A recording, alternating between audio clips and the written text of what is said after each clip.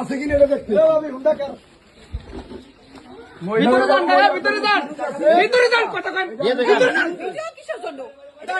টাকা নিয়ে আইছে টাকা দিতে আছে মহিলা গো শোনার কারণে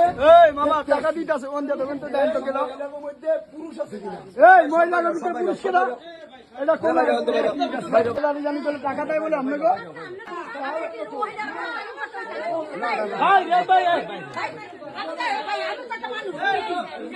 আচ্ছা আপনারা ঝগড়া করেন কেন ঝগড়া করেন কেন